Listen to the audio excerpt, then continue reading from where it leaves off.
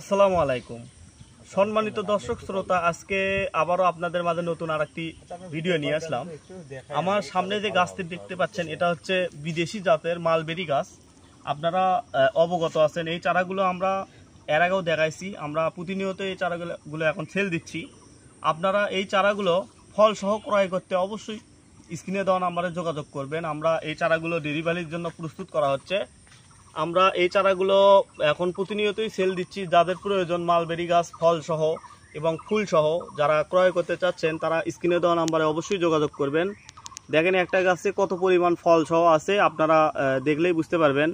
এই চারাগুলো আমরা অবশ্যই দেশের 64 জেলায় কুরিয়ার কন্ডিশনের মাধ্যমে দিতে পারবো।